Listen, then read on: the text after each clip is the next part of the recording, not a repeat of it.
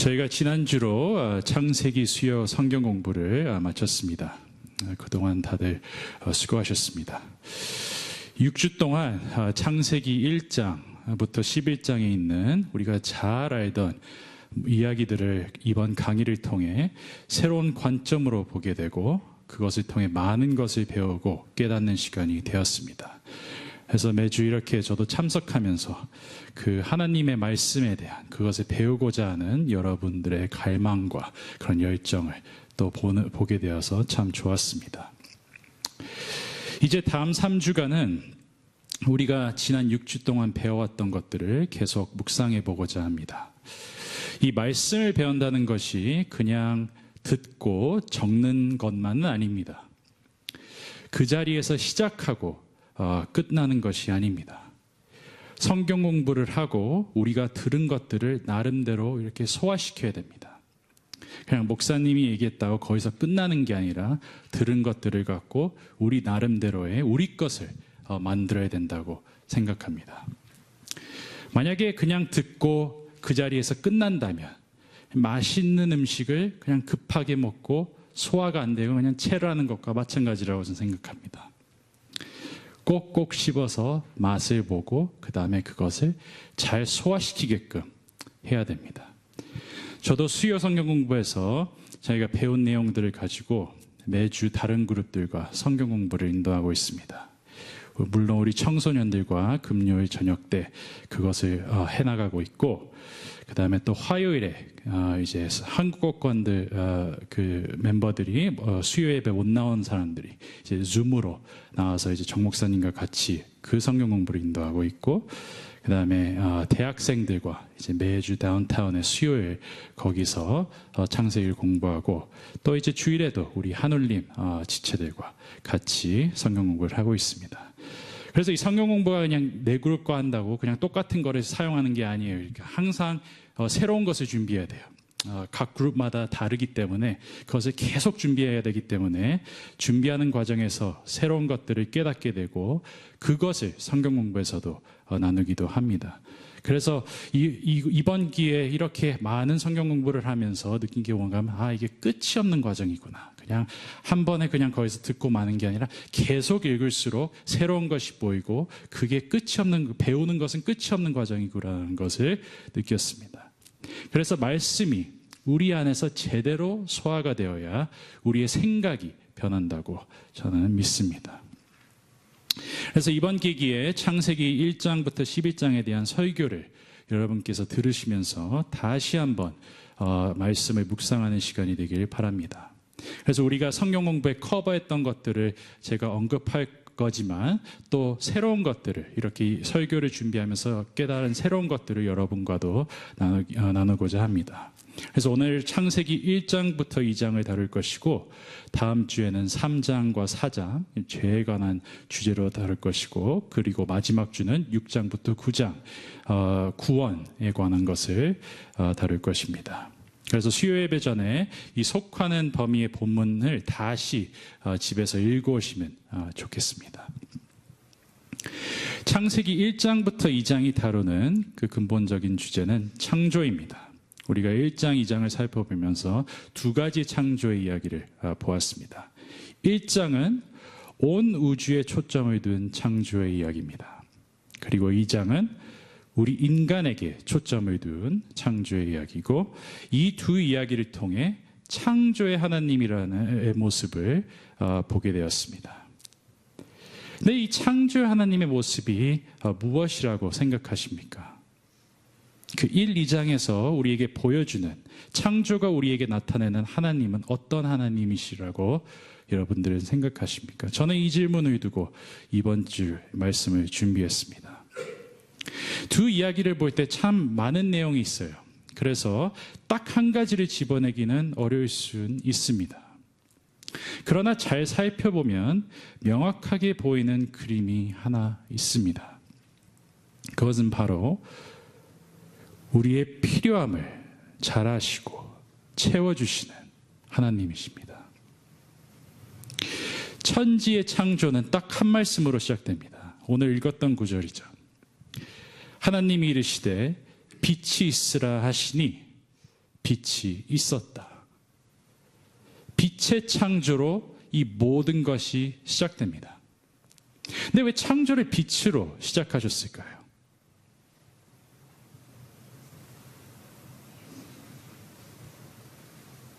간단하게 얘기하자면 어둠밖에 없었기 때문이죠. 흑암이 깊음 위에 있었다고 창세기 기자는 기록했습니다. 즉 캄캄한 어둠 속에 빛이 필요했기 때문에 하나님께서 빛이 있게 하셨습니다.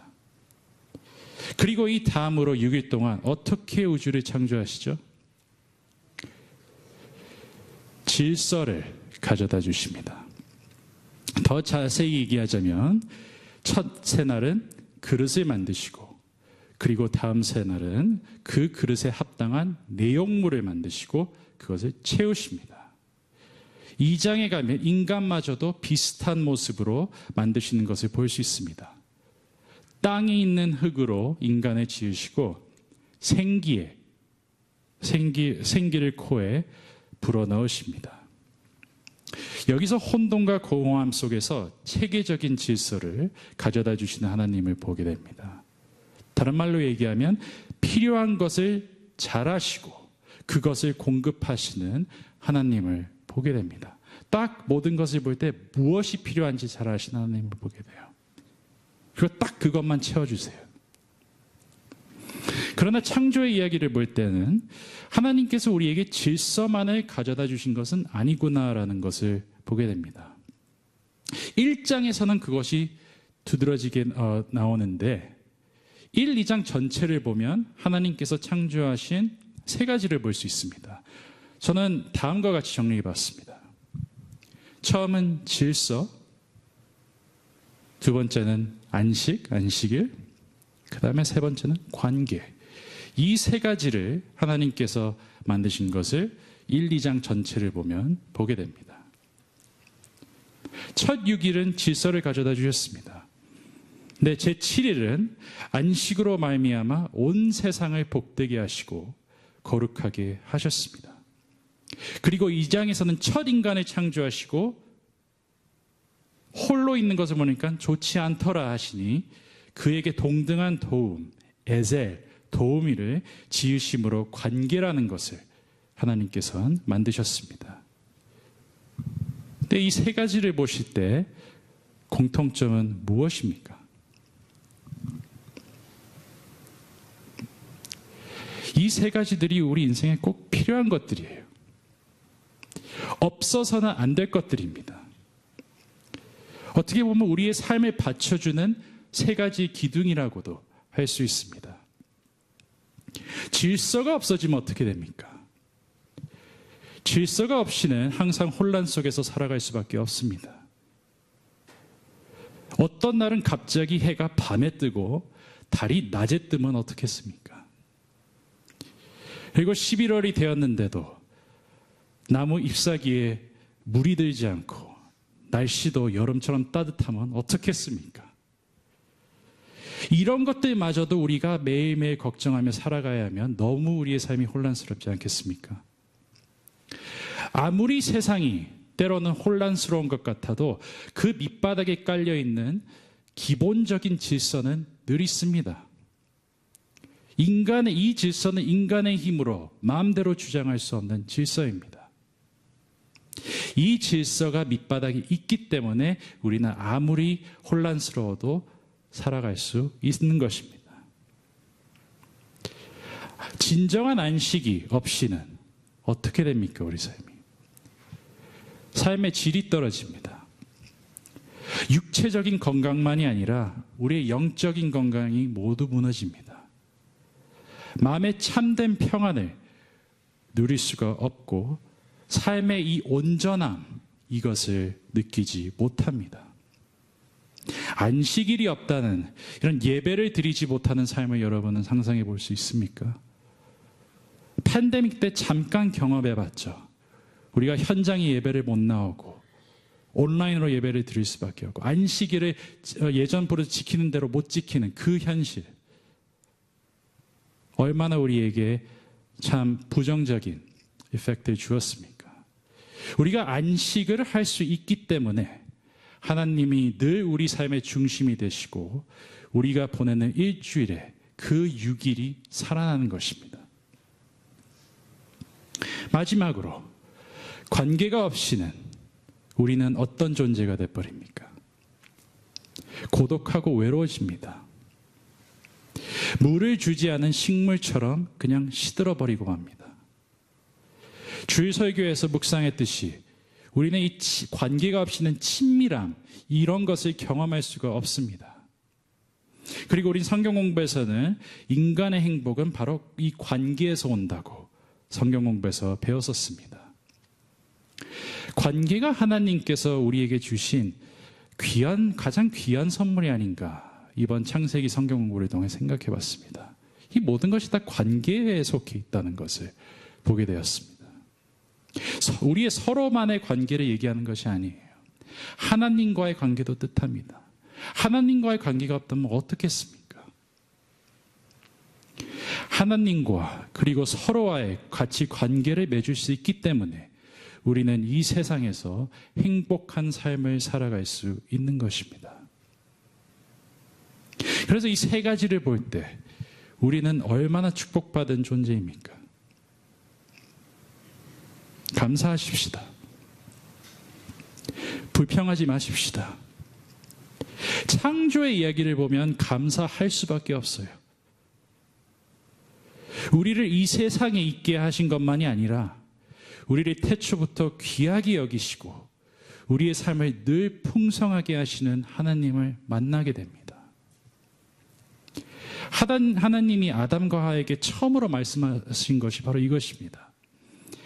하나님이 이르시되 내가 온 지면에 씨 맺는 모든 채소와 씨 가진 열매 맺는 모든 나무를 너희에게 주노니 너희의 먹을거리가 되리라. 또 땅의 모든 짐승과 하늘의 모든 새와 생명이 있어 땅에 기는 모든 것에게는 내가 모든 푸른 풀을 먹을거리로 주노라 하시니 그대로 되니라. 다 주신 거잖아요. 이렇게 하나님께서 우리에게 좋은 것들을 허락하시는데 우리는 보통 때는 만족하지 못하며 살아갑니다. 더 필요한 것들을 요구하며 삶을 살아갑니다. 원하는 것을 필요한 것으로 착각을 할 때가 많습니다. 감사하는 것보다는 entitlement의 의식을 갖고 살아갑니다. 당연한 듯이 요구하는 그런 의식을 갖고 살아갑니다. 물론 다음 주에 우리가 다룰 내용이지만 유혹에 들어 하나님께서 금지시킨 것에만 집착했던 하와처럼 우리도 불평하고 원한하며 살아갈 때가 있습니다. 다르게 얘기하자면 있는 것보다 없는 것에 초점을 두고 우리는 살아갑니다. 근데 하나님께서는 여러분을 여러분보다 더 잘 아십니다. 우리의 마음과 사정을 우리보다도 잘 아십니다. 우리의 필요함을 누구보다도 잘 아시는 분이 바로 하나님이십니다. 우리가 의식하는 필요함은 거의 욕심에서 나옵니다. 그래서 우리는 자꾸 원하는 것을 필요한 것으로 착각하며 살아가는 것입니다. 다 욕심에서 나오기 때문에 공허함을 채우려고. 그러나 하나님이 의식하시는 우리에게 관한 필요함은 사랑에서 나옵니다. 우리를 향한 온전한 배려에서 나오는 것입니다. 우리를 사랑하시기 때문에 우리의 마음을 헤아릴 수 있으신 것이고 우리에게 필요한 것이 무엇인지 정확히 아시는 것입니다. 그래서 우리가 많은 기도를 해도 응답해 주시지 않은 것이 있고 응답해 주시는 것이 있는 거예요. 바로 이것을 다윗이 깨달았던 것입니다. 우리가 성경 공부 때 읽었던 본문인데 시편에서 이렇게 얘기했죠. 주의 손가락으로 만드신 주의 하늘과 주께서 베풀어 두신 달과 별들을 내가 보니 사람이 무엇이기에 주께서 그를 생각하시며 인자가 무엇이기에 주께서 그를 돌보시니까 그를 하나님보다 조금 못하게 하시고 영화와 존귀의 관을 씌우셨나이다. 무엇이기에 주께서 그를 돌보시나이까? 다윗이 그걸 느꼈던 거예요. 우리는 창조의 하나님의 돌보심 안에 있는 자들입니다. 아무것도 염려할 필요가 없습니다. 그래서 우리 안에 갖고 있는 모든 걱정을 내리고 버리시는 게 그게 우리가 해야 할 훈련입니다. 주님께 맡기십시오. 하나님께서 벌써 아시고 계신다는 것을 믿으시길 바랍니다. 주님께서 우리의 삶이 어둡고 혼란스러울 때 새로운 질서와 길을 만들어 주실 것입니다. 삶이 바쁘고 숨쉴 조차 없을 때 우리의 무거운 짐을 내려놓을 수 있도록 우리의 지친 영혼에게 안식을 허락해 주실 것입니다. 우리가 때로 고독하고 외로울 때 따뜻한 손길로 저희를 위로해 주시고 천사 같은 사람들을 여러분 곁에 인도하심으로 아름다운 관계들을 맺을 수 있게 주님께서 하실 것입니다. 우리의 필요함을 잘 아신 하나님께서 부족한 모든 것들을 풍성하게 채워주실 줄로 믿습니다. 오늘 말씀을 나누면서 여러분께 권면해드리고 싶은 것이 하나 있습니다. 그것은 매일매일 하나님의 창조물 속에서 의도적인 시간을 보내시기 바랍니다. Intentional time. 항상 유튜브 비디오나 이런 휴대폰만 보시지 말고 이 하나님께서 창조하신 이 창조물 속에서 보내는 의도적인 시간을 보내시기 바랍니다. 우리의 생각에만 잠기지 말고 주변 환경에 더 주의하는 것을 얘기하는 것입니다. 점점 날씨가 추워지지만 산책을 하시거나 집에서라도 창밖을 내다보면서 조용히 시간을 보내는 것이 우리에게 도움이 되는 영적 훈련이라 생각합니다. 우리는 항상 땅을 보면서 걸어가요. 어쩌면 하늘을 보세요. 눈을 들어 하늘을 보시는 게 참 좋습니다. 그러면 우리 인생의 모든 것들이 올바른 관점에서 보일 것입니다. 이 삶에는 경이로움이 있어야 된다고 저는 믿습니다. 경이로움, wonder. 이렇게 보면서 어떻게 이럴 수가 있을까?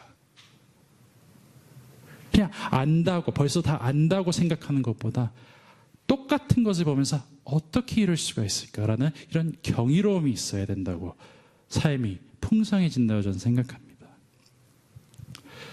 어느 날 저녁 때 저희 동네를 걸어다니면서 하늘의 새들이 대형을 이루어 날아가는 것을 보았습니다. 이렇게 귀에 저는 헤드폰을 끼고 이렇게 걷고 약간 생각하면서 걸어가고 있었는데 갑자기 제 앞에 보이실지 모르겠어요.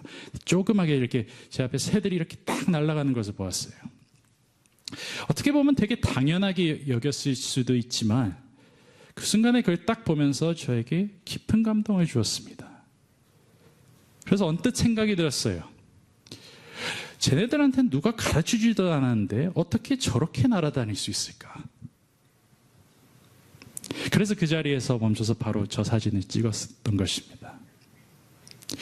근데 이것을 보는 순간 제 마음에 모든 걱정이 사라지고 평안이 찾아왔었습니다. 참 이상해요. 어떻게 보면. 그냥 딱 본 것뿐인데 근데 딱 저 모습을 보는 순간 제 마음에 깊은 평안이 찾아왔습니다. 그리고 예수님께서 하셨던 말씀이 언뜻 생각났었습니다. 그러므로 내가 너에게 이르노니 목숨을 위하여 무엇을 먹을까? 무엇을 마실까? 몸을 위하여 무엇을 입을까? 염려하지 말라. 목숨이 음식보다 중하지 아니하며 몸이 의복보다 중하지 아니하냐. 공중의 새를 보라. 심지도 않고 거두지도 않고 창고에 모아들지도 아니하되 너희 하늘 아버지께서 기르시나니 너희는 이것들보다 귀하지 아니하냐. 예수님께서도 가르쳐 주실 때 그냥 이론적으로 가르쳐 주시지 않았어요. 예수님을 가르쳐 주실 때 항상 환경이 있는 것을 가르치면서 가르치셨어요. 어떻게 하셨냐면 창조물을 가리키며 그 뒤에 있는 창조의 하나님을 나타내 주셨습니다. 이 염려에 대해서도 얘기할 때 그냥 염려하지 말라 이렇게 얘기한 것이 아니라 주변에 있는 것을 가리키며 보라, 염려하지 말라, 그렇게 가르치셨습니다. 창조물을 가리키며 무엇보다도 우리를 더 귀하게 여기시는 하나님을 보여주셨습니다. 수요 성경 공부에서 배웠던 것처럼 이 창조의 이야기는 과학적인 이론이자 우리랑 동떨어져 있는 이야기가 아니라 우리의 존재랑 깊이 연결되어 있는 이야기입니다. 신앙의 고백이라고 우리 배웠었죠. 즉 우리의 인생의 기초가 되는 메시지입니다. 우리를 이렇게 있게 하신 하나님은, 이 세상에 있게 하신 하나님은 우리를 다시 없게 하시지 않을 것입니다. 말씀으로 우리에게 생명이라는 것을 주시고 나중에는 우리의 영생을 위해 말씀이신 예수 그리스도를 보내 구원하신 분도 바로 하나님이십니다. 요한도 창조 이야기와 비슷하게 다음과 같이 복음서에서 기록했죠. 태초에 말씀이 계시니라. 그 안에 생명이 있었으니 이 생명은 사람들의 빛이라. 이 생명을 얻은 자로서 우리는 축복받은 자들입니다. 모든 것을 얻은 자들이에요. 하나도 부족함이 없는 하나님의 귀한 자녀들입니다. 주님께서 다 채워주실 줄로 믿습니다.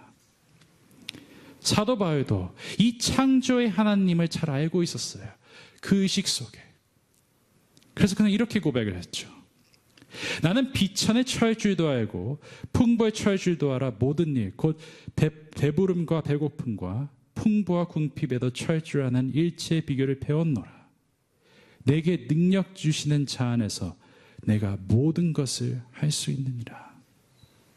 나오지 않습니까? 여기서 다 필요함을 아시고 채워주시겠다는 것이죠.